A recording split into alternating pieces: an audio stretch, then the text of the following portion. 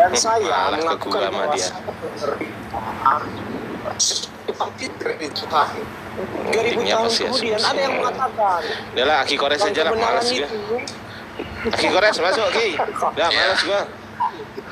Nah itu kan udah kebukti. Jadi soal apa dari inskripsi Priene, kawan-kawan Kristen itu menjiplak istilah-istilah ketuhanan dari pagan Roma gitu, yang dinisbatkan kepada Augustus Caesar. Terus perkara misalnya, Lu ada datanya itu kan asumsi lu. itu duluan itu. Nah sekarang kalau misalnya kebenaran ke goa terus dapat firman, itu kebenaran ngejiplak karena sudah ada yang lebih dulu, Nabi Muhammad gitu.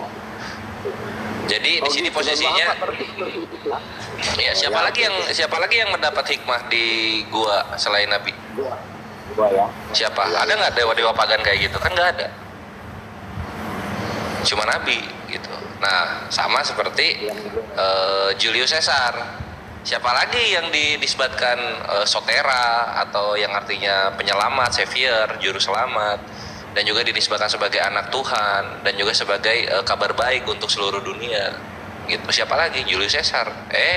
9 tahun kemudian nggak usah gitu ya.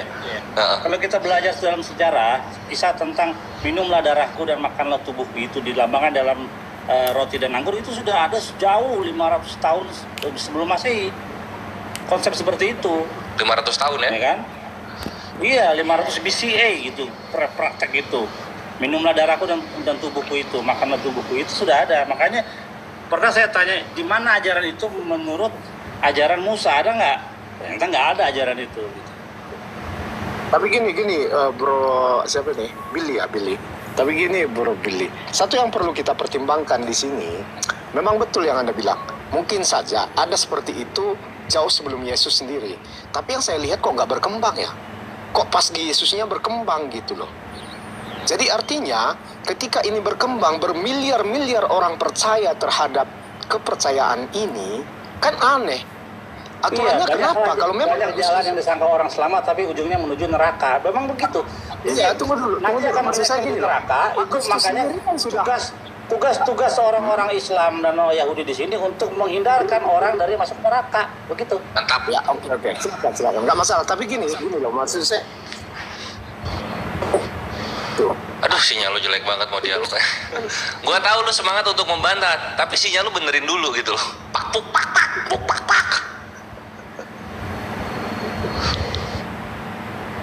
Gini. Udah jelas ya? Maksud saya gini loh. Lanjut aja dulu. Walaupun Agustus sudah mendahului di abad 9 Masehi, kok nggak berkembang? Jadi aturannya kan itu berkembang duluan. Lu harus berkembang kata dia. Kayak gini, posisinya gini. Kenapa kok tiba-tiba di Kristen, di Yesus sendiri, itu pagan itu berkembang percaya? Apa Anda nggak percaya ada kuasa di dalamnya gitu loh? Nah, ya gini, penjelasannya gini. Pendeta-pendeta pagan Roma, mereka convert ke dalam Kristen. Itu ajaran dibawa. Jadi kenapa mereka convert ke dalam Kristen? Karena sama saja. Bukan sama, bro. Itu ada kuasa. Anda yang waras. Segampang itu ngejawabnya. Segampang itu ngejawabnya. Ya ngejawab boleh, gampang. Karena jawabannya kan asal-asalan. Ya boleh dong. Loh, Saturnalia. Saturnalia itu adalah perayaan di bulan Desember yang berakhir di tanggal 25. Orang-orang Eropa itu sebenarnya orang yang penuh dengan logika, setuju nggak? Loh, salib aja orang-orang Nordik tahu salib. Mereka menyembah salib juga.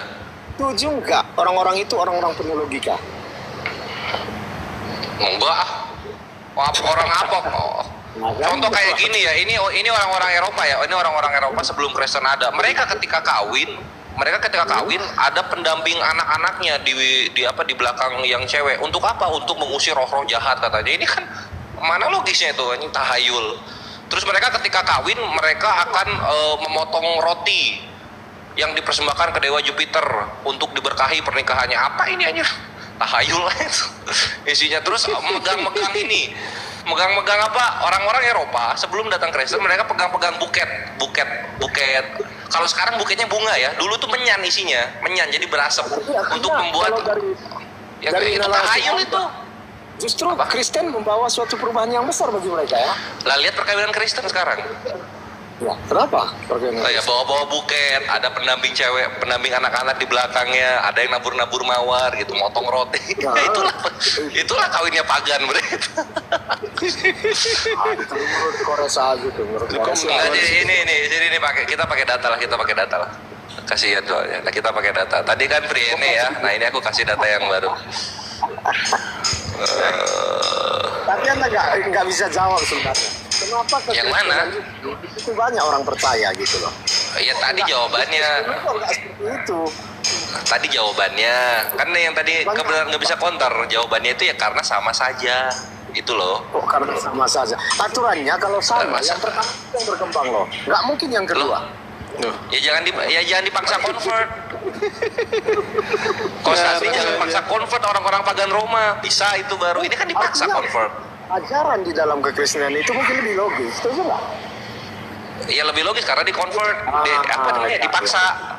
Itu Lebih logis kan? Itu yang pertama memang. Coba lihat, perhatikan gini ya. Ini konsili yang diakui Katolik, Ortodok dan Protestan. Konsili 7 konsili pertama kekristenan. Ada orang Yahudi?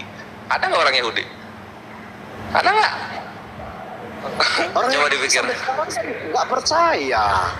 Maka dari itu gue bilang juga itu yang menentukan dan menisbatkan konsep kekristenan itu semua isi pagan Roma. Nggak ada satupun Yahudi di sana. Itu kalau Anda cerna Alkitab itu masih sesuai dengan nubuatan loh. Bahwa orang-orang Israel memang tidak akan percaya itu. Bukan, maksud gue gini loh. Maksud gue gini, walaupun tidak percaya, kan waktu awal-awal ada orang Israel yang percaya, 12 murid kan, 12 murid dan berapa tuh, ada 70-an gitu. Nah, ya kan? Ada kan? Nah, ketika konsili pertama kekristenan di Nikaea 325 itu, ada nggak orang Yahudi? Itu saya belum lihat datanya bro. Nama belakangnya Asus semua. Ya coba, tunggu dulu, gue mau ini ya, yang soal perkawinan. Kacau ini. Jadi itu jawabannya, kenapa Kristen berkembang gitu, kenapa bukan pagan yang dulu yang berkembang, ya karena sama saja. Nih, Itu contoh. nggak jawaban bro. Itu nggak jawaban. Itu jawaban lah. Apalah, masa gua kentut itu. Aturannya yang pertama itu yang berkembang. Kalau memang dasarnya sama, berarti ada perbedaan. Ya, ini lu lihat aja badminton. Badminton adanya di Inggris, sekarang Cina yang megang. Kayak gitu lah, Bre. Jadi macam olahraga. Agama kok Anda Apa? olahraga. Ya sama aja itu. Nah, ini lihat nih, how many Christian wedding customs are rooted in pagan Roman rites. Berapa banyak tradisi-tradisi pernikahan Kristen yang berakar di ritus pagan Roma. Nah, ini yang ngomong siapa? Yang ngomong Gregory Elder. Siapa itu Gregory Elder? Gregory Elder itu adalah tunggu dulu. Ini gue mesti buka. Nah, Gregory Elder itu adalah seorang profesor emeritus dalam sejarah dan juga kemanusiaan di kampus Lembah Moreno, dan juga seorang pastor Roma gitu. Jadi dia mah udah punya gelar keagamaan, dia juga punya gelar pendidikan gitu. Nah, kita lihat data-data yang dipunya Gregory Elder. Pertama, perhatikan di mana dia?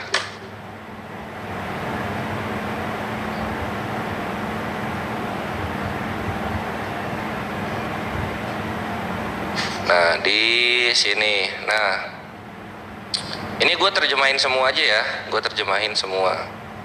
Kita baca bareng-bareng. Seru ini. Boleh, Dua dulu ya, mau ngajar dulu. Oh iya, Bang Bil, abis ngajar kemari lagi ya. Sebelum lanjut, sahabat. lanjut. Yo. Iya. Nah, kita baca bareng-bareng. Ini hampir musim semi, kata Pastor Gregory Elder, dan setiap pendeta tahu apa artinya ini, karena ini adalah waktu untuk mengadakan pesta pernikahan. Setiap agama melakukan ritual pernikahan dengan cara yang sedikit berbeda, namun seringkali mereka memiliki banyak kesamaan. Gadis pembawa bunga, pengiring pengantin, cincin, dan saya mungkin telah memberkati ratusan pernikahan dalam 35 tahun terakhir. Tapi kita pasti bertanya-tanya, apakah ada di antara peserta yang menyadari betapa kafirnya mereka dalam upacara pernikahan? Ini bahasa pastor. Betapa kafirnya mereka dalam upacara pernikahan.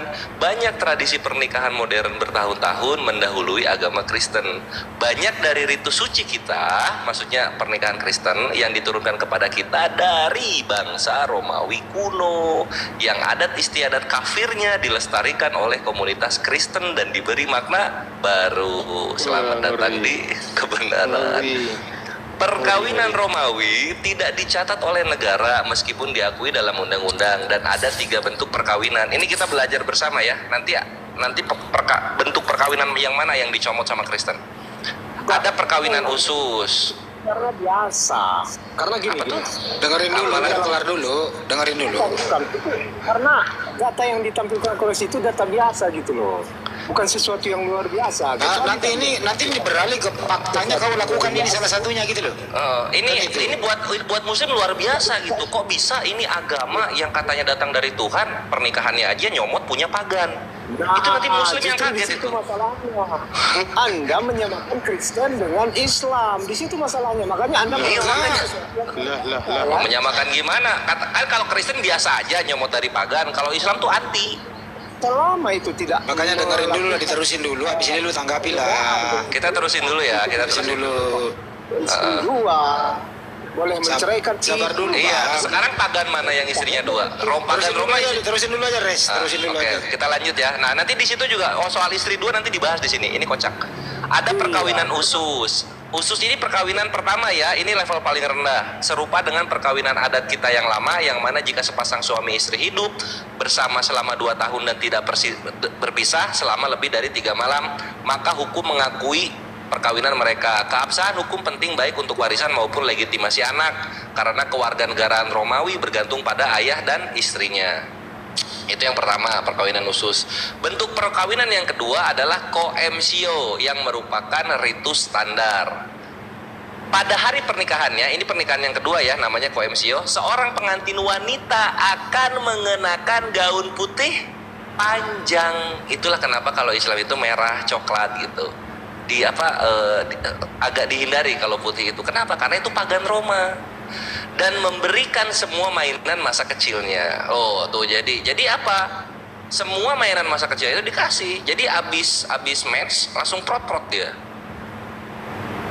Dengan bantuan teman-temannya, sebuah selempang akan diikatkan di pinggangnya yang hanya bisa dilepas oleh pengantin pria. Ini nggak diambil ya. Referensi kuno memberitahu kita bahwa gadis-gadis suka mengikat simpul Achilles, sebuah simpul yang sangat sulit untuk dilepaskan. Hal ini untuk menggagalkan calon pengantin pria yang bersemangat di malam pernikahan. Sesampainya di ruangan pesta pernikahan, pengantin wanita akan dibawa masuk. Nah, ini lihat. Gadis-gadis penjual bunga muda akan berjalan di depannya, melemparkan kelopak bunga ke tanah untuk menyucikan jalannya. Yang lempar-lempar bunga, jiplak pagan nih. 1. Seperti yang dilakukan oleh gadis-gadis penjual bunga hingga hari ini, yang membuat para penjaga gereja sangat kecewa. Ya, suruh siapa jiplak pagan? Pengantin wanita kemudian akan memasuki ruangan atau halaman, dan kedua ayah akan memimpin upacara. Saat pasangan saling berhadapan, ini perhatikan. Saat pasangan saling berhadapan, pengantin wanita akan berkata, "Kamu di mana, Gayus?" "Saya Gaya." Pengantin pria secara ritual akan menjawab, "Di mana kamu, Gaya?" "Saya Gayus." Dengan sumpah ini, pasangan itu kini menikah dan pesta pernikahan besar pun dirayakan. Kita mungkin membayangkan pacar dari teman mempelai pria memperingatkan para pemuda untuk tidak minum anggur terlalu banyak. Beberapa diantaranya masih perlu diingatkan. Nah, jadi sumpah perkawinan itu pagan Roma yang duluan punya sumpah kayak gitu tuh ya. Sehingga kalau di Islam itu akad, kesepakatan antara wali dan juga suami gitu, bukan sumpah-sumpahan bre. Lanjut. Setelah makan, mempelai pria mengirim kereta yang dihias. Kalau sekarang kan mobil dihias tuh, mobil pernikahan. Itu pagan juga itu gitu. Makanya kalau ada cewek pegang buket, gaun putih, mobilnya dihias, pagan Roma. Pagan Roma dengan kearifan lokal. Lanjut, dengan dedaunan hijau untuk istri baru dan dia dibawa ke rumah mempelai pria. Setibanya di lingkungan tempat tinggalnya, pengantin wanita akan mempersembahkan koin kepada dewa setempat. Ini nggak diambil ya, saat dia pindah ke daerah tersebut. Berapa banyak pengantin modern yang masih menjalankan kebiasaan memiliki koin atau 6 cents di sepatu. Nah ini perhatikan nih, ini ya yang tadi gue bahas di awal. Sebuah obor khusus dibawa ke hadapan pengantin wanita. Ketika dipadamkan, pengantin wanita melemparkannya kepada gadis-gadis yang belum menikah. Sekarang diganti bunga, ikhwan. Sekarang diganti bunga. Dulu kata kebenaran orang-orang Eropa yang logika, yang dilempar itu obor. Obor yang dilempar itu. Mana tadi si obor itu? Ini sebuah obor dilempar tuh. Ini berdarah tuh pala cewek-cewek Eropa tuh. Secara ritual, obor pernikahan ini kemudian akan dinyalakan kembali oleh gadis beruntung yang menangkapnya. Tuh anjing, sekarang mending itu. Tradisi pagannya dirubah dari obor jadi bunga. Dulu obor, bre. Mereka yang pernah melihat pengantin wanita melemparkan buket bunga ke pengiring pengantin pasti mengenali gerakan ini. Iyalah, udah pada tahu lah ya, kawan-kawan Kristen ya. Bunga tampaknya lebih tepat untuk dibuang hari ini daripada batang kayu berasap. Jadi kalau di zaman modern kayaknya bunga yang bagus gitu daripada ini batang kayu yang dilempar. Kalau obor bisa main sirkus itu, Res. Iya aja. Buset, pala berdarah, robek. Belum ada dokter buat jahit lagi. Nah, sekarang ini kita masuk ke perkawinan ketiga ya. Sekarang bentuk perkawinan ketiga. Bentuk perkawinan yang ketiga yang paling mirip dengan perkawinan kita di sini Kristen. Diperuntukkan bagi kalangan bangsawan kelas atas. Ini adalah pernikahan konvareasio. Nah, ini bisa dicek di semua situs Google ya. Pernikahan konvareasio itu seperti apa? Yang dianggap paling sakral. Dalam bentuk ini, semua ritus yang disebutkan di atas digunakan dan beberapa hal ditambahkan. Salah satunya adalah cincin besi yang diberikan pengantin pria kepada pengantin barunya. Itulah kenapa gua sama Afifah debat nggak mau pakai cincin, karena gua udah tahu cincin itu tradisi pagan, kecuali cincin yang untuk mahar ya ikhwan ya, gitu loh. Jadi diperbaharui lah niatnya yang mau ngasih cincin kepada pasangan gitu. Yang kedua adalah kue pengantin yang dibagikan pasangan. Nah, jadi kalau ikhwan sering lihat di video-video perkawinan orang Kristen kan ada tuh kue tart gede banget dipotong. Ini pagan Roma itu ada maknanya itu gitu. Lanjut, kata konversio secara harafiah berarti gandum, artinya roti manis. Roti tersebut, kalau sekarang kue tart ya, roti tersebut akan dipersembahkan dengan doa kepada dewa Jupiter gitu. Kalau sekarang kan hahihi. Dan kemudian pasangan baru tersebut akan membagikannya gitu. Cincin dan kuenya masih hidup sampai sekarang. Ketika saya melihat pasangan dengan lembut berusaha keras untuk memasangkan cincin itu melewati buku jari pengantin wanita, saya berpikir, si pastornya berpikir, ya setidaknya itu emas lah kalau sekarang, bukan besi katanya. Kalau besi sangat menyakitkan. Anjir, dulu cincinnya besi, bunganya obor, lu bayangin itu ikhwan. Jadi pengantin wanitanya zaman dulu tuh bau menyan zaman dulu tuh. Ini adalah salah satu. Nah, ini di sini ya. Nah, ini perhatikan nih di sini. Dari yang Anda anggap garis besarnya. Garis besarnya ini garis besarnya. Garis besarnya ini. Tunggu kebenaran ini belum beres. Sabar. Tahan dulu, sabar, tenangkan diri, minum air dingin sambil di-mute ya. Ini belum beres. Lihat ya. Ini adalah satu-satunya bentuk perkawinan yang memerlukan seorang pendeta. Ya, ini salah, ini kok imam lagi. Karena Pontifex Maximus atau imam besar negara Romawi harus hadir, sama seperti pernikahan Kristen. Kalau nggak ada pendeta, nggak bisa menikah itu. Gitu, sama. Jadi Pontifex Maximus di dalam Roma juga begitu. Mantap ya? Belum, nanti ada yang lebih mantap ikhwan, stay tune. Dia melangsungkan pernikahan dan istrinya harus hadir. Meskipun pernikahan kampungan memerlukan sedikit saksi, pernikahan bangsawan ini memerlukan 10 orang. Ini adalah satu-satunya jenis pernikahan yang tidak dapat dibatalkan secara hukum. Selamat datang di kebenaran. Pagan Roma kalau kawin nggak boleh cerai. Mirip mirip pernikahan siapa? Hah? Mirip perkawinan siapa gue tanya? Pagan Roma kalau kawin nggak boleh cerai. Selamat datang di kebenaran. Tuh. Ya, kita ulang.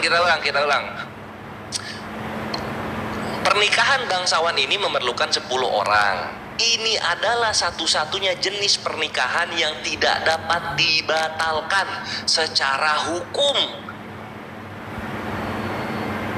Anjir, pedih banget ya fakta ya. Pedih banget nggak tuh fakta?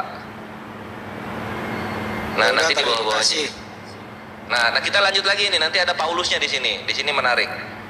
Jadi itu ya, kawin nggak boleh cerai itu pagan, ikhwan. Itu pagan gitu loh. Jadi jangan, itu bukan eksklusif punya Kristen. Itu pagan yang duluan. Kristen hanya meneruskan. Kita lanjut paragraf berikutnya. Adat istiadat pernikahan ini dilestarikan oleh umat Kristiani. Ayo, wah, mantopo. Yang meneruskannya kepada orang-orang modern dari berbagai agama kecuali Islam. Namun orang-orang Kristen Romawi yang mula-mula menghadapi suatu masalah gitu. Jadi orang Kristen Roma kan dulunya budak-budak lah. Ada masalah dia. Apa masalahnya?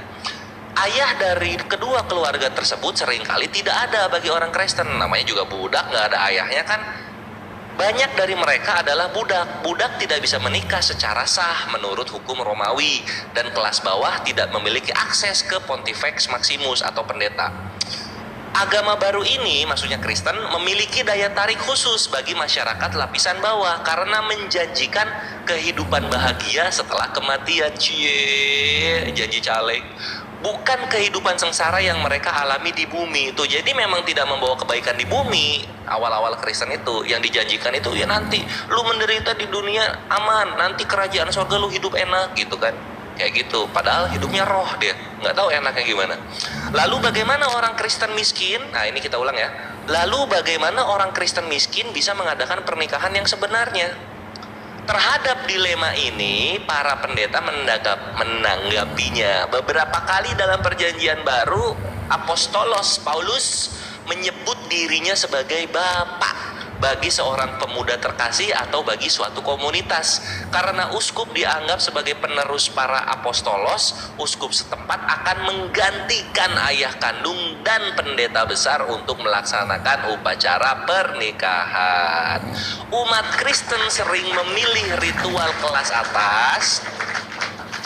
Umat Kristen sering memilih ritual kelas atas dalam upacara konferensi karena rasa hormat mereka terhadap pernikahan. Sekian dan terima kasih. Ayo, kebenaran ditanggapi. Ini sebenarnya kata remeh-remeh. Kalau Semua pertama remeh. Kalau Dengerin begini aja dulu nggak Bang. Iya Bang. karena gini bro, jangan dipotong dulu. Karena gini, memang betul orang Kristen itu, terutama pernikahan suku itu juga masih memakai budaya loh. Artinya kan di situ ada Alhamdulillah diakui ya. Diakui. tetapi yang disembah itu tetap Ya, ini nggak berbicara sembahan lo. enggak, maksudnya biar saya terangkan dulu. Mau belokin topik dia. Jangan dikasih belok Pak Andi. Jangan dikasih belok. Nggak berbicara sembahan. Dalam pernikahan Kristen sendiri, dia ketika setelah pemberkatan dari Assalamualaikum. Ntar dulu Ber. Nggak boleh bisa salam dulu Ber. Nggak boleh kau. Doyan Benar. Silakan kebenaran terusin. Lu hak lu. Waalaikum ya Abdun Kinzir. atau kegiatan-kegiatan yang dilakukan ketika pernikahan Kristen itu sendiri, ya dipengaruhi memang faktor budaya, itu dimasukkan juga faktor budaya. Tapi Diakui. selama mereka menikah, meminta berkat dari Tuhan, masalahnya di mana? Anda ini aneh. Ketika seseorang berharap kepada Tuhan, tapi melakukan aktivitas budaya yang dari dulu dilakukan, itu masalahnya di mana? Selama hati mereka masih kepada Tuhan. Itulah makanya di dalam kekristenan disebut menyembah Tuhan dengan roh dan kebenaran, bukan hanya dengan Tidak ada aktivitas penyembahan yang dibahas, tidak membahas penyembahan. Jangan dikasih kabur. Jangan dikasih kabur topiknya. Ya, saya nggak kabur. Justru di sini Kores ini mempertegas bahwa sebenarnya kekristenan itu Dia melakukan untuk Tuhan bagian Tuhan dan untuk manusia bagian manusia. Artinya budaya tidak akan dihilangkan selama pemberkatan dan proses pernikahan itu masih sesuai dengan firman Tuhan gitu loh. Jadi di mana dilarang di Alkitab memberikan buket bunga? Di mana dilarang di Alkitab membuat orang di belakang untuk pengiring pengantin? Itu kan nggak ada. Jadi Nah gini ya, ini gue tanggapin ya. Ini nyambung sedikit dan gue tanggapi. Dalam perjanjian lama dikatakan janganlah kamu mengikuti Allah-Allah lain. Pernikahan pagan semua merujuk keselamatan yang diminta kepada dewa Jupiter. Lu ngapain menyembah Yesus tapi cara ibadah menikahnya menggunakan cara ibadah Tuhan Jupiter? Ngapain kayak begitu? Itu intinya, Bre. Kalau boleh berpendapat, taruh izin dulu bro. Saya lihat, mohon maaf ya, ini fakta loh ya. Saya lihat ini Kristen di Indonesia, utamanya di kawasan Melayu gitu, agak mirip. Mau ke Islam-Islaman iya, ke Yahudi-Yahudian iya. Tapi sebenarnya tampilannya itu adalah pagan. Tapi dia menghindari pagan. Jadi bungkusnya ke Islam-Islaman karena memang mayoritas Islam. Tapi yang dilakukan adalah sebagaimana data tadi yang ditampilkan oleh Kores begitu. Tapi dia malu-malu. Itu loh Res, dia malu-malu bahwa saya seperti itu. Kenapa? Karena mereka ini kalau sampai terbuka identitasnya, sulit nanti akan laku di Indonesia. Gitu Res, kira-kira pendapat saya. Boleh saya tanggapi, brother? Bentar dulu. Itu bener banget Bang. Oke, tunggu Fer, gue dulu ya. Itu bener banget Bang Andi, karena gini posisinya.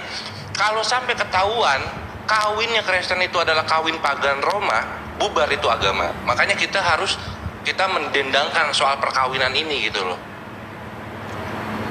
Jauhkan perkawinan pagan Roma dari budaya kita gitu. Karena pagan Roma itu kawin kepada dewa Jupiter gitu. Begini ya. Kalau Anda lihat perkawinan Kristen dari suku Jawa, dari suku Batak itu beda tradisi loh. Jadi acaranya itu berbeda. Ketika orang Batak menikah sesama Kristen dan orang Jawa menikah sesama Kristen, itu pestanya, tata caranya itu berbeda. Jadi di situ kita nampak. Jangan kebenaran. Lu tuh jangan ngomong kayak ke gua tuh macam gua baru belajar Kristen gitu loh, baru tahu Kristen tuh minggu kemarin gitu, Bre. Gini loh, Bre. Lu mau pernikahan gini kebenaran. Lu mau pernikahannya pakai budaya apa? Pas pemberkatannya kayak gimana? Iya. Pemberkatannya hanya di gereja aja, sama aja kalau pemberkatannya. Nggak ada Sama kan pemberkatannya kan ada pendetanya, janji sumpah setia, pasang cincin, berpegangan tangan, ya nggak?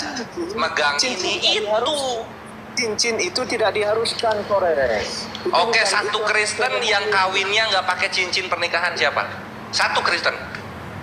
Saya dulu nggak pakai cincin kok. Alah, mana maksudnya? Alah. Tidak mesti itu. Iya. Dulu Ber, kau Ber. Iya, memang betul itu. Ntar dulu Ber. Jadi gini loh. Iya, tidak mesti. Tapi siapa orang Kristen yang nggak pakai cincin pernikahan siapa? Ya, saya nggak pakai. Alah, tak ya itu saja dia. Ntar dulu. Jadi gini. Ntar dulu. Jadi gini loh. Jadi Ber, kalau kamu nggak mau, ini saya turunkan loh. Ntar dulu. Jadi gini loh, Bang Kebenaran. Ini saya ngobrol Bang Kebenaran, lu ikut campur aja Ber, ntar dulu. Jadi gini bro, Kebenaran. Kita sih sebenarnya nggak ada masalah dengan ini. Cuman jujur saja lah. Ini fakta loh. Kenapa demikian? Ini memang nggak pernah. Ntar dulu, saya belum kelar. Masa seharusnya? Ntar dulu, Kristen ini sebenarnya itu tidak punya pegangan. Di mana dia berada? Di mana dia? Aduh, lu ngomong terus. Tunggu dulu, Ber. Nah, lu di bawah dulu. Jadi Kristen ini di mana dia berada, di situ dia beradaptasi. Di Indonesia ya, dia harus ke Islam-Islaman untuk menutupi pagannya itu tadi. Kenapa? Tidak ada SOP di Bible itu bagaimana tata cara menikah. Sebagaimana tadi yang dipaparkan oleh adik Kores itu. Ini semua bersumber dari pagan-pagan Yunani. terdahulu kan gitu. Yang paling penting adalah tokoh nih yang ada di Bible itu, baik yang dia tuhankan maupun penulis Bible itu sendiri tidak memberi contoh bagaimana cara menikah. Jadi ini masalahnya gitu, Res. Yesus tidak menikah menurut mereka. Nah, bagaimana mereka mau menikah? Tidak ada yang memberi contoh. Gitu. Itu masalah. Jadi untuk mengambil suatu hukum atau tata cara, jadi harus beradaptasi di mana dia berada. Jadi Kristen di Indonesia itu tata cara menikahnya beda dengan Kristen yang ada di Jepang, beda dengan Kristen yang ada di Afrika, gitu loh. Karena memang nggak ada pegangan. Rapuh ini, apalagi hal-hal yang sakral begitu. Jadi dulu saya simpulkan, jangan-jangan kalian ini berzina seumur hidup. Kenapa jangan-jangan tidak direstui oleh Sang Pencipta cara Anda menikah? Karena tidak ada yang memberi contoh. Itu maksud saya. Tapi kalau kebenaran kami di sini tidak mengganggu iman Anda, terserah saja. Tapi mohon maaf, kami di Indonesia ya, tentu harus tidak terlalu kepagan-paganan. Kita harus menghormati yang mayoritas Islam. Itu loh. Bagus toh kalau begitu. Akui saja. Supaya ada perbedaan di sini. Itu dari saya. Semoga bermanfaat. Itu tuh asumsi Anda ya nggak masalah gitu loh. Bukan asumsi, fakta loh. Kok asumsi sih? Kalau asumsi Anda seperti itu ya nggak masalah gitu. Jadi kita semua bebas mengutarakan pendapat ya kan. Jadi apa yang Anda utarakan itu tidak akan mengganggu. Saya rasa satu orang Kristen pun nggak akan terganggu seperti data yang diucapkan Kores tadi. Karena memang seperti itu, bahwa orang-orang Kristen ini memang tidak menghilangkan budayanya secara total di mana dia hidup gitu. Selama ketika dia meminta berkat hanya kepada Tuhan, itu tidak akan jadi masalah. Yang jadi masalah itu ketika dia meminta berkat kepada leluhur, itu jadi masalah. Ini aja kebenaran. Saya mau nanya kepada Anda bentar ya. Kristen itu menikah itu, tata cara menikah Kristen itu diambil dari mana? Tata cara menikah dari Bible kah atau dari tradisi pagan Yunani? Bisa Anda jawab? Maksud Anda tradisi yang mana? Saya ulang ya. Orang Kristen menikah itu, tata cara menikahnya itu apakah diajarkan oleh Yesus atau Paulus atau penulis kitab lain, atau Anda mengadopsi tradisi pagan Yunani? Silakan. Maksud Anda yang mana? Pemberkatan di gereja itu, atau misalnya setelah dari gereja ada yang acara yang lainnya? Itu acara yang mana Anda maksudkan? Oke, saya ulang ya. Anda tentu pernah menikah. Anda mungkin ada perempuan masuk ke gereja, terus ada ucapkan janji apa segala macam. Itulah yang dimaksud tata cara itu gitu loh ya. Tata cara ini waktu Anda menikah itu Anda adopsi dari Bible sebagaimana pengajaran Tuhan Anda Yesus itu, atau Bapak Paulus, atau sebagaimana yang diterangkan tadi paparannya oleh Adik Kores. Yang mana yang Anda pilih? Yang mana yang sinkron kira-kira? Silakan. Saya datanya itu ya dari Alkitab lah diambil, nggak mungkin dari Di yang lain. mana ada Alkitab mengajari lu menikah? Yang mana tata caranya? Ada aja lu. Pertama di sini di Kejadian 22. Kok kejadian di mana ada kejadian? Keyahudian lagi, aduh. Besar, biasakan mendengar. Masuk res, kenapa dia Keyahudian? Ini tuh ibaratnya kayak gini ya, maksudnya tuh ya Kak, yang penting kami mintanya kepada Tuhan ya, macam kayak gini ya. Lu minta makan ya ke orang, lu minta makan gitu. Tapi lu tidurnya di sawah gitu loh. Apakah orang yang ada di rumah ini akan memberikan lu makan? Kayak gitu. Lu ini orang mana gitu loh. Lu tinggal di rumah gua enggak, ngikutin aturan enggak gitu. Lu minta makan ke gua.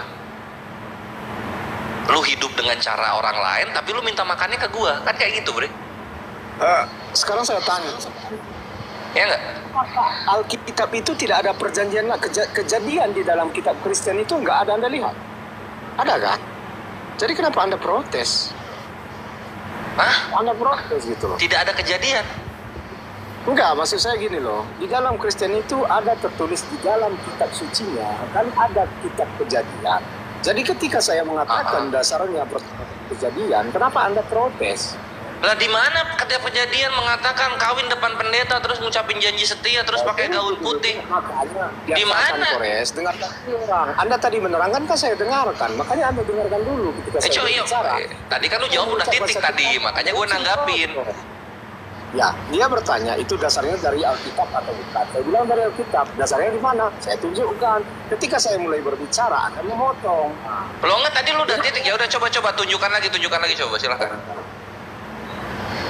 Jadi begini, Alhamdulillah. beberapa ayat dalam Alkitab yang menjadi dasar bagi tata cara menikah orang Kristen. Pertama, Kejadian. Itu kan ditunjukkan bahwa laki-laki akan meninggalkan ayahnya dan ibunya bersatu dengan istrinya, sehingga keduanya menjadi satu.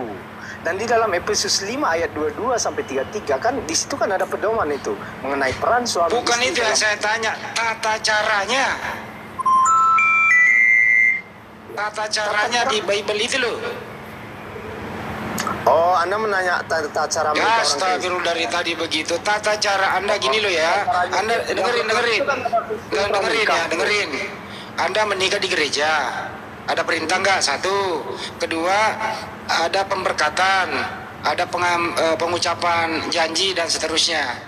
Dan seterusnya itu. Tata cara yang Anda lakukan di gereja ini bersumber dari Bible kah? Atau sinkron dengan paparan tadi yang diberikan oleh Adik Kores itu? Yang mana? Gitu loh.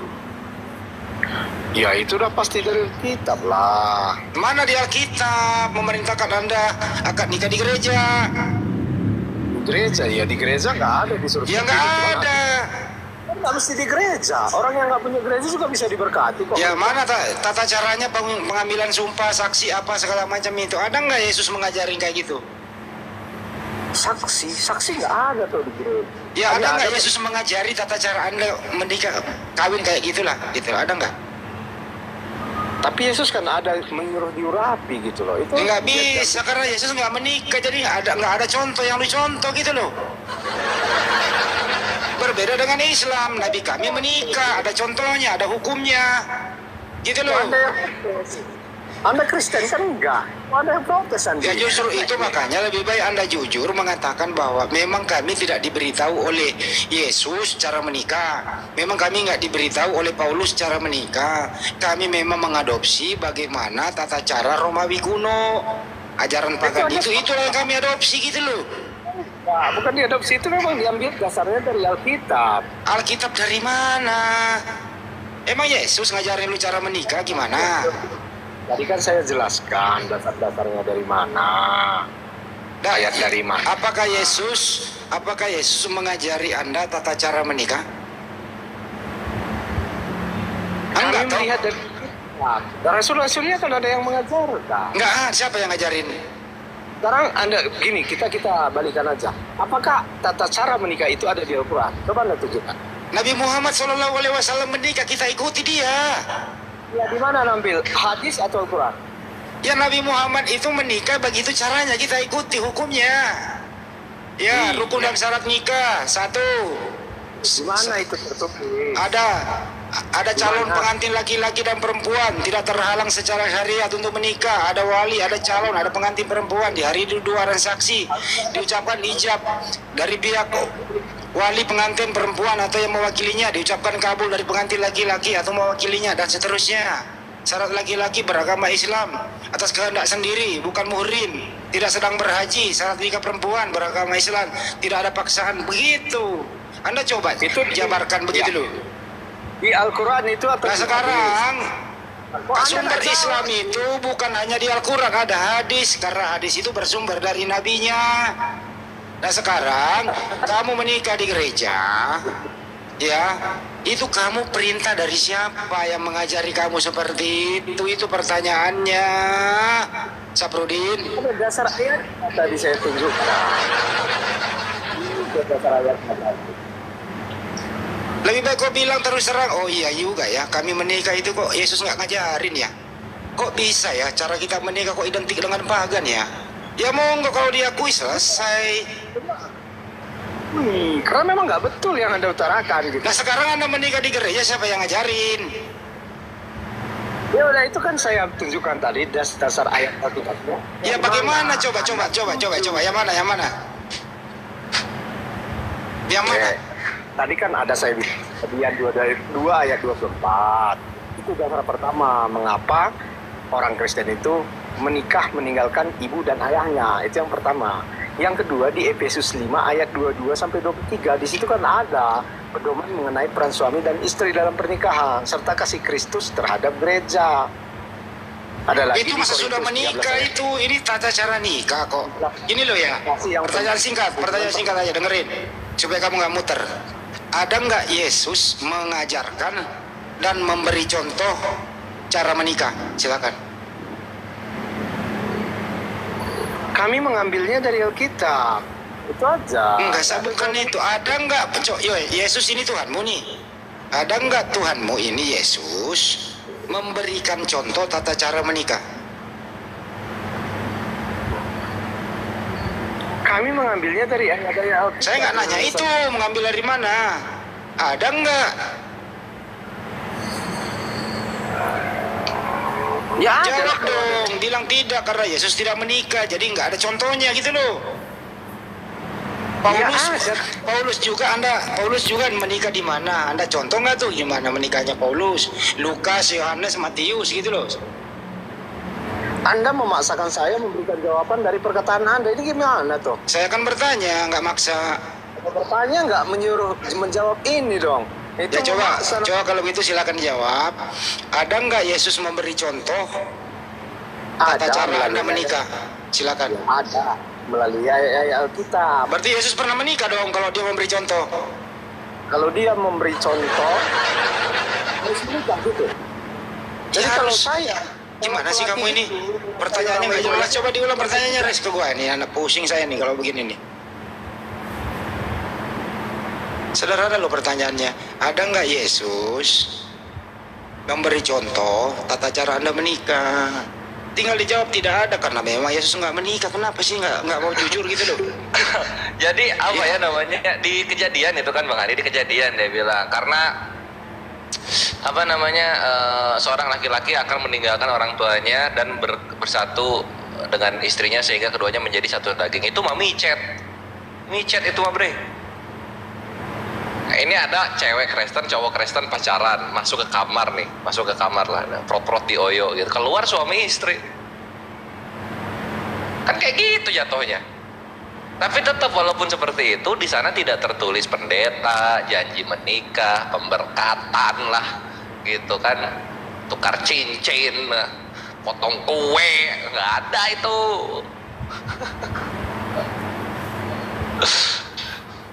Jadi Yang ada balik itu, lagi. yang ada data yang Anda kores bawah tadi, artinya mereka ini bersumber dari pagan itu aja udah selesai. Aduh. Kasihan kebenarannya bubuk. Naikin Ferry. Ini loh, Res, ini bentuk edukasi, menyentil orang-orang. Jangan nih, Anda ini bersinar seumur hidup karena Anda melakukan sesuatu yang tidak ada perintahnya, tidak ada contohnya. Edukasi loh ini, gitu loh. Itu loh kebenaran. Kita tuh masih sayang sama Anda, itu masih ada kesempatan loh, gitu loh. Tapi kalau Anda kembali bersyahadat, insya Allah itu ya, secara otomatis pernikahan Anda yang dulu itu sah karena sudah ikrar, gitu loh. Itu indahnya Islam itu, nggak perlu nikah ulang, gitu loh. Jadi kabur dia, masya Allah. Keras kali ya pernyataannya ya. Ya udah sekak lah. Anjir, perkara meninggalkan orang tua bersatu dengan istrinya sehingga menjadi satu daging, prot-prot di oyo kayak gitu nggak? Ini dia Ferry. Apa Fer? Lu mau jawab apa Fer? Ini dia Ferry. Jangan dibelokin ya, masih masalah itu tadi. Oke. Aduh, cek. Saya menjawab ya. Double. Oke. Saya ulang Bagaimana pertanyaannya suara dulu, Per. ya? Saya ulang pertanyaannya ya. Suara Saya lu ulang- double. Saya ulang pertanyaannya, Per. Dengarkan baik-baik. Kristen itu menikah mencontoh siapa? Silakan. Oke. Jadi mencontoh seperti yang Allah nyatakan ketika Allah Tuhan nggak pernah menikah. Tuhan nggak pernah menikah. Kalau saya mau jawab, dikasih kesempatan, jangan dipotong dong. Kalau kan Anda kenapa? tidak setuju, jangan seperti itu. Kita kan diskusi. Masa Tuhan menikah? Akan, brother. Ya, silakan. Oke? Oke. Jadi saya mau jawab begini. Jadi ketika Allah menempatkan manusia yang pertama Adam dan Hawa, ya kemudian dia memberkati, kemudian Allah mengatakan beranak cuculah kamu. Jadi itulah dasar dari orang Kristen menikah. Jadi harus diberkati dulu. Jangan belum diberkati sudah kumpul kebo. Oh itu haram itu, brother. Jadi itulah cara orang Kristen menikah secara alkitabiah. Jadi laki-laki satu, perempuan satu. Ya, kemudian kalau tinggal janji pernikahan itu memang diatur oleh gereja. Kenapa mereka harus atur itu? Jadi merujuk juga kepada firman Tuhan, kepada Alkitab. Kalau Allah sudah satukan, tidak boleh diceraikan. Itu sebabnya dalam janji pernikahan, ini mungkin saya tidak tahu ya di Muslim. Begini bunyinya, suka, duka, kaya, miskin, sakit, sehat, kamu tetap apa? Bukan itu yang saya tanya, Per. Ya, Bukan jadi bukan itulah janji izin, Per. Udah pernikahan gantian. dari orang Pertanyaannya Kristen. saya ulang. Saya tidak menyalahi Peri, pertanyaannya saya aturan ulang. Alkitab. Pertanyaan saya ulang sebelum kau kores. Pertanyaan saya ulang, dengarkan. Siapa yang Anda contoh kawin di gereja? Oke. Silakan. Ketika Allah memberkati manusia itu, ya seperti itu. Memangnya Siapa? kami orang Kristen Siapa yang Anda pergi, contoh? Kenapa? Siapa yang Anda contoh kawin di gereja? Siapa? Tidak ada dicontohkan di. Ya tidak ada dicontoh, udah selesai, udah dijawab. Tidak ada contoh. Sama kalau saya mau katakan begini, kamu Udah harus cukup. mencontohi Muhammad, mengawini bocah Inggris. Mau kamu? udah contoh. Mau kamu? Udah, ya. Yo. Udah. Kamu mau? Udah contoh, tidak ada contoh ya. Mana dalil dalam Al-Quran? Kalau Kamu misalnya harus ada mencontohi. anak yang Mana berumur ada 6 dalil tahun, itu? kecerdasannya secerdas Siti Aisyah radhiyallahu anha yang menjadi patokan ibu-ibu rumah tangga muslimah dalam hal berumah tangga, mau gua? Gua mau. Apa? Waktu Muhammad menikah apa ada saksi? Orang Ada tuanya lah. yang jadi saksi kok. Abu Bakar itu jadi saksi. Apa Saksi sih? waktu Muhammad menikah. Aduh, ini aduh. Menikah dengan siapa itu? Zainab. Alah.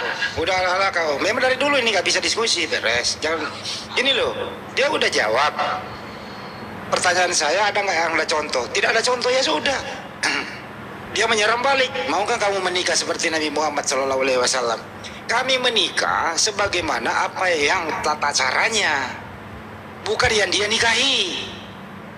Ya, bukan yang dia nikahi. Kita mau seperti Nabi kami, tapi tata cara menikahnya itulah yang kita adopsi sampai saat ini. Tapi kalau Perry menyerahkan anaknya yang 12 tahun sini, gitu loh. Kalau tidak melanggar undang-undang ya. Atau serahkan ke Syiah, jadi kawin kontrak. Ini kamu tak boleh, Per, gitu loh. Pertanyaan apa dijawab apa. Tapi Anda udah jawab jujur, tidak ada contoh dari Yesus tata cara Kristen menikah. Ini diskresi Bapak Gereja dan diadopsi dengan penjabaran materi tadi oleh Adik Kores itu selesai, dijawab gitu jujur, selesai gitu loh. Itu dari saya, terima kasih. Iya gitu, Per, gitu loh. Lu Tuhan lu Yesus kawinnya pakai punya dewa Jupiter lu. Kayak mana sih lu?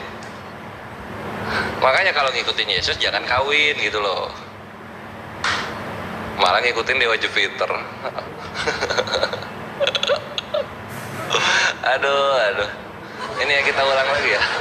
Kita ulang lagi yang tadi ya. Nih. Mana dia? Nah, ini. Pernikahan bangsawan ini memerlukan 10 orang. Ini adalah satu-satunya jenis pernikahan yang tidak dapat dibatalkan secara Kenapa aku hukum. di-kick ya? Kalian itu terguncang kalau saya Ya udah diam dulu. Tadi aku naikin lagi loh, aku naikin. Dengerin dulu. Kau udah jawab tadi. Diam. Nah, jadi penjelasan Ferry soal kawin itu nggak boleh cerai, itu ngejiplak juga, ngejiplak pernikahan pagan Roma. Nah, kita baca di sini. Pernikahan bangsawan ini memerlukan 10 orang. Ini adalah satu-satunya jenis pernikahan yang tidak dapat dibatalkan secara hukum. Kerjaan Yesus cuma jiplak-jiplak perkawinan orang pagan. Oh iya, yang di Bible itu ya. Orang yang sudah Iyalah. dipersatukan Tuhan tidak boleh dipisahkan. Iya, kalau di Roma itu hukum yang tidak boleh memisahkan. dari Diganti perjanjian Tuhan. lama sudah dikatakan tidak boleh, brother.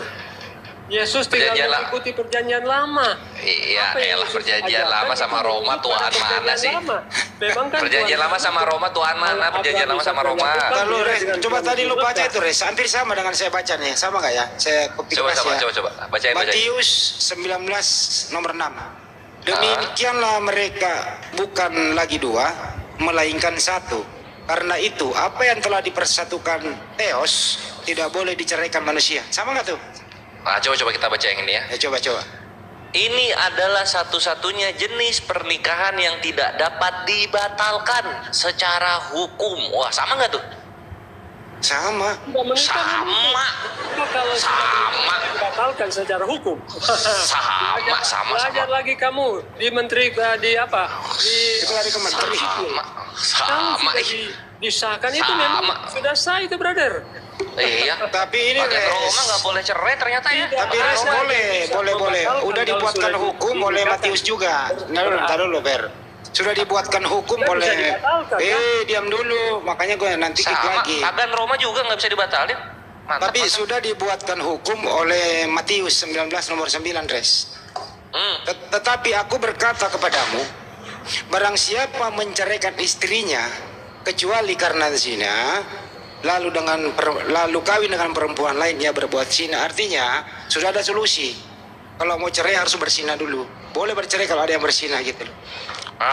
Jadi gini Bang Handi, kalau konsepnya itu ya, jadi pagan Roma sama Kristen itu sama-sama istrinya ini mending mati dalam pernikahan daripada bercerai, gitu. Karena nggak boleh bercerai, tidak dapat dibatalkan secara hukum, gitu dibilang. Kalau begitu berapa persen? Kalau begitu berapa persen Kristen? Ya.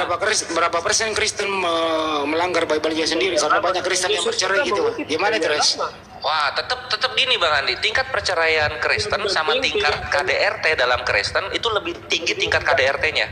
Akan aturan. Lebih tinggi tingkat KDRT-nya.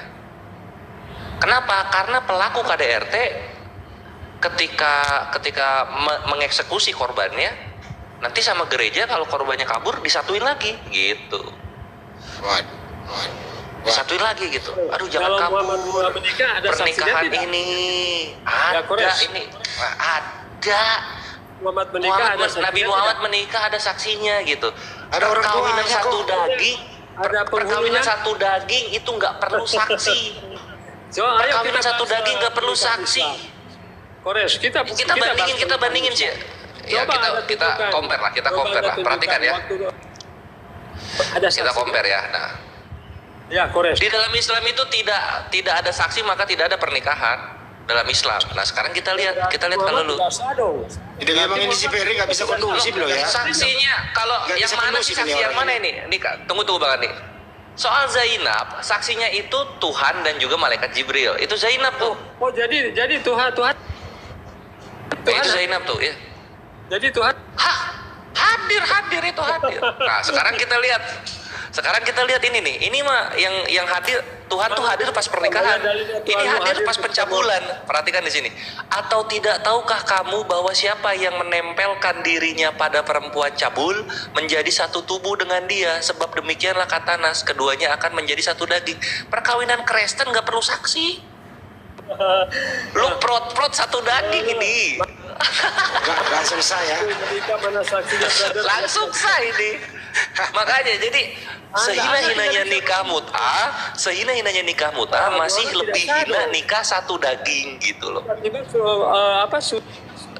Kamu amat Lebih hina satu daging gitu loh. Nikah satu daging, bayangin, nggak pakai saksi. Prot. Ini berapa banyak istri orang-orang Kristen nih di sekian perempuan cabul. Ini satu istri bisa banyak ini suami. Tanyakan kepada Aduh, Ferry. Lama-lama gue serang juga nih Tuhannya ini. Kata Pak Henritan punya Tuhan itu hanya aksesoris loh. Karena kalian kan mengikuti. Kenapa tidak? Tapi beranikah kamu? Sekarang gitu loh. Berry. Apa tuh? Anak 6 tahun bisa. Kamu nikah. Siapa bilang 6 tahun? Berani Mana gua, datanya? berani. Mana? Kenapa? Anak lu ada nggak yang 6 tahun? Mana nggak? Sini, mana anak lu? Anak lu yang 6 tahun mana?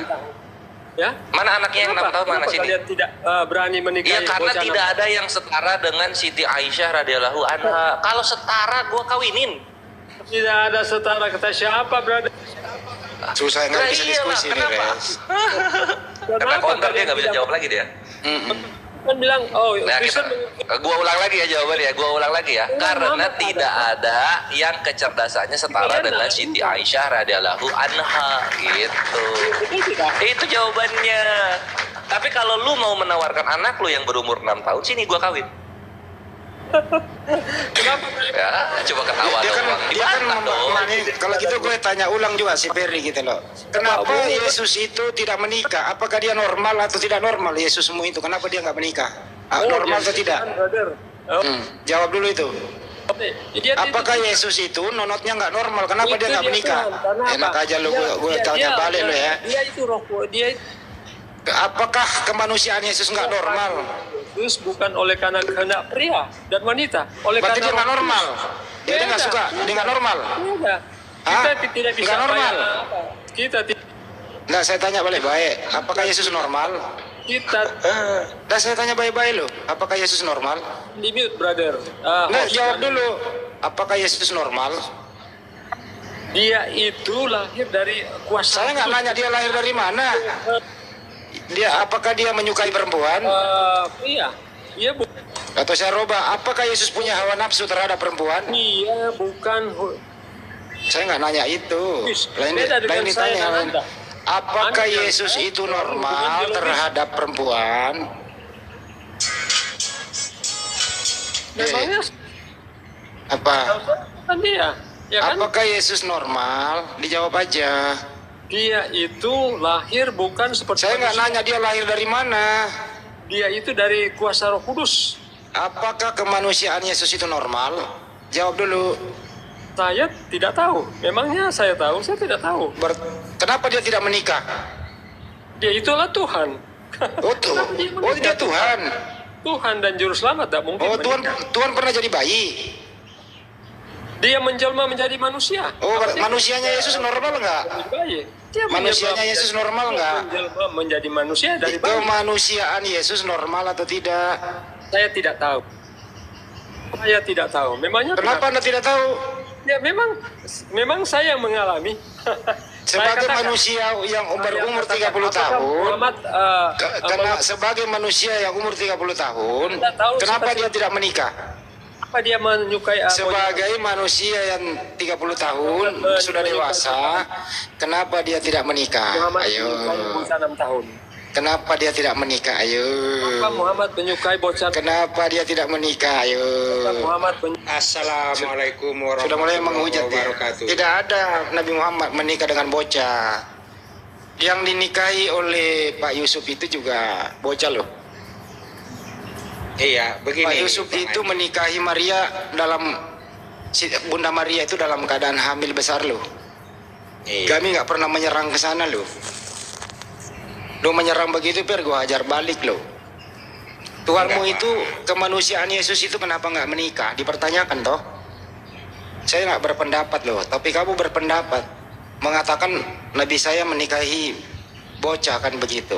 Kamu yang berpendapat, saya hanya bertanya. Inilah Oten kalau nggak bisa menjawab, larinya kemana-mana begitu. Oke, silakan Pak Raja.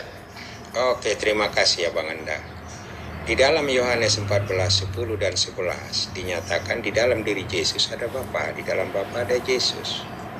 Jadi di dalam hal ini untuk siapa tadi itu? Ternyata kalau dikaji kalau memang Yesus adalah Bapa itu sendiri, penyebab perawan Maria 12 tahun hamil itu adalah Yesus.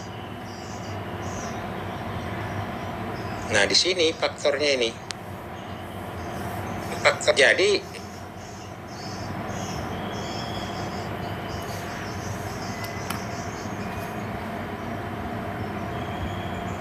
makanya Kristen nggak bisa membantah itu.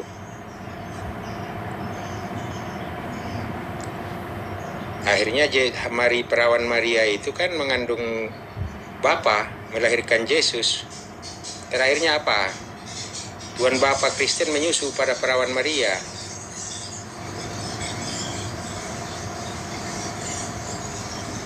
Intinya adalah kalau Anda nggak mau mulai menyerang, kami tidak akan edukasi Anda.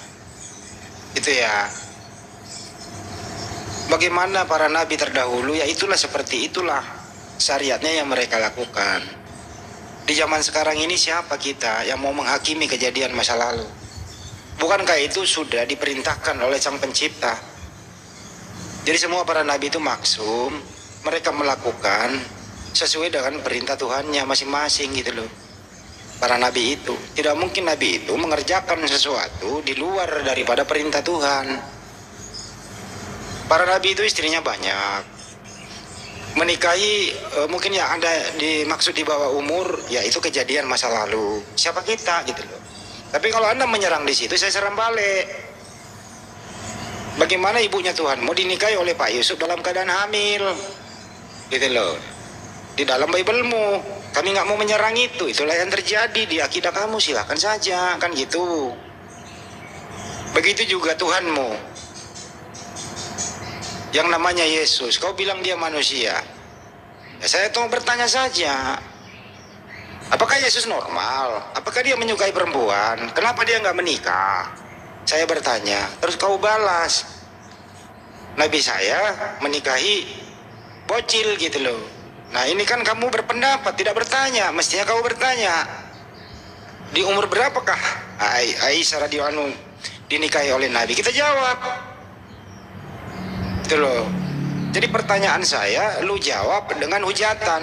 Nah ini udah nggak baik, nggak kooperatif namanya. Gitu. Anda baik, Anda sopan, kami segan.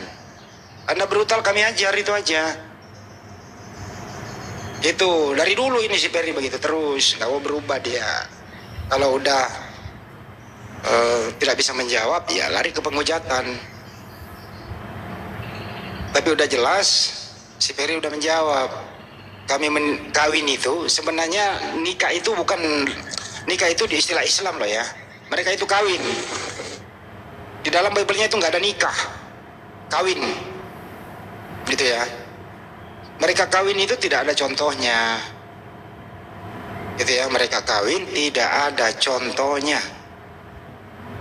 Si Peri udah akui tidak ada contoh diskresi oleh bapak-bapak gereja. Bapak-bapak gereja ini identik dengan apa paparan tadi yang ada di layar yang kita saksikan. Cuma karena dia di Indonesia itu tidak mau terlalu ke Yunani-Yunanian. Dia harus terbungkus ke Islam-Islaman, dia harus terbungkus ke Yahudian. Nggak mau tampil bagaimana sumbernya dari Yunani itu. Itu loh, Per. Semoga tercerahkan ya di kali ini gitu ya. Ada nggak, Res, ada nggak kata nikah di dalam Bible itu? Tanya di perjanjian baru. Ada nggak? Semuanya kawin ya, semuanya. Kawin. Tapi nantilah kalau ada tritungnya gue bongkar-bongkar bahasa Yunaninya kawinnya Kristen itu kayak gimana Bang Andi. Nanti gue kasih lihat. Ya bongkar aja nggak apa-apa, kalau datanya ada nggak ada masalah. Ya tunggu tritungnya dulu gitu supaya aku butuh korban ini yang baru penebus. naik Kores, di siapa yang baru naik ini?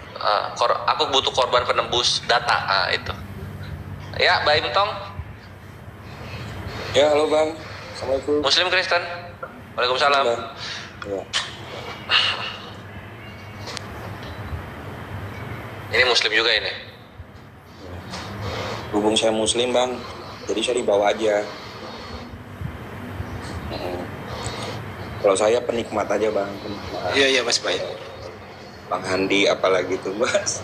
Lu kalau dengar Handi statement, jujur aja, nembaknya langsung ke jantung. Kalau gue mau udah masuk galian sendiri itu, gali lubang sendiri.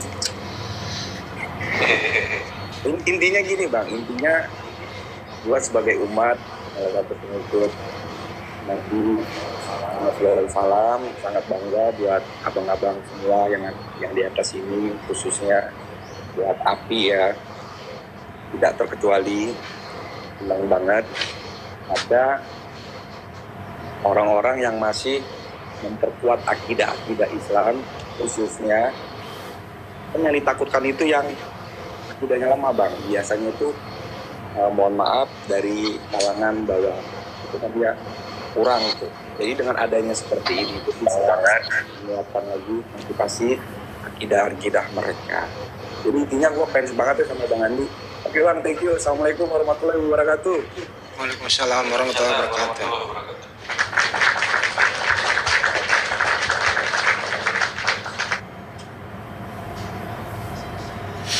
Ayolah diskusi, hindari kata berpendapat tidak berdata. Tuh lihat ya, hindari kata berstatement tidak bisa kita buktikan. Nah itu berbahaya, itu memancing kerusuhan namanya. Iya betul. Kalau kami muslim itu berbicara, Anda minta data, ada itu gitu loh. Jadi sekali lagi ya, perlu dengerin, Anda itu sebenarnya hanya malu menampilkan identitas Anda sebagai Kristen sejati yang bersumber dari Roma, karena Anda di mayoritas Islam. Coba perhatikan Kristen yang ada di Roma, mereka benar-benar pagan 1000% begitu, pagan 1000%. Coba aja lihat. Tapi karena Anda ini terlindungi atau beradaptasi dengan umat Islam, Anda malu-malu. Contoh nih, Anda masuk, Assalamualaikum, ke Islam-Islaman, gitu loh.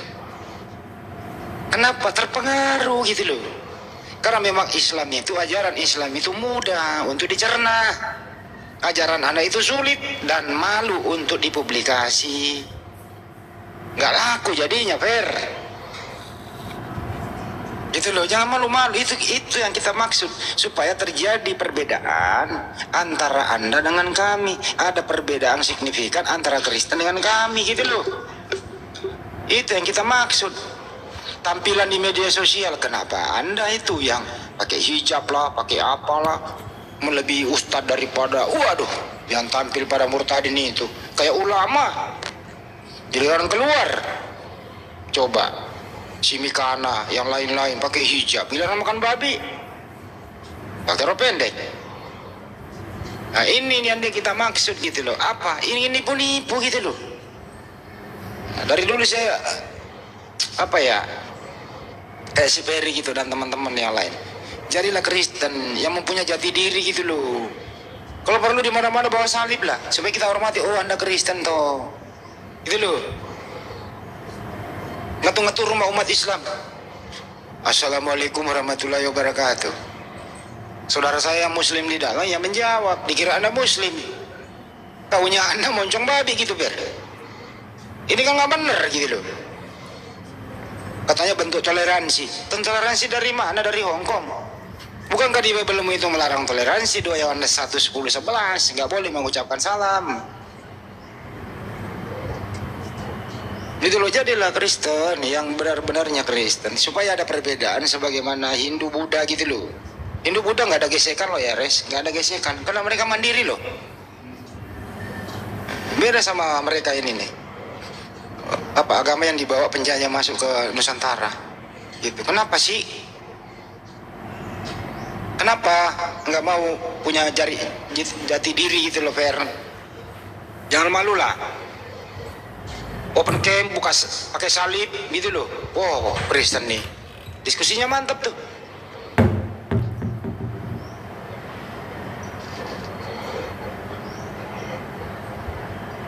Kira-kira gitu ya teman-teman. Mereka ini nggak mau mempunyai ciri khas. Jadi sekali lagi kesimpulannya, Kristen yang ada di Nusantara ini sangat jauh berbeda dengan Kristen yang ada di Eropa, terutama di tempat lahirnya di Roma. Beda banget. Kristen yang ada di Indonesia beda banget dengan Kristen Ortodok yang ada di daratan Arab. Beda. Kristen yang ada di Nusantara beda banget dengan Kristen yang ada di Jepang. Beda. Kenapa beda? Tidak ada SOP. Islam yang ada di Indonesia sama bacaannya, sama cara sholatnya. Islam yang ada di Nigeria, di Burundi, di Amerika, di Belanda, di Jepang, di China sama. Gitu loh, karena Islam ini tidak boleh beradaptasi dengan budaya yang bentrok dengan ajaran Islam. Harus punya identitas Islam. Dulu.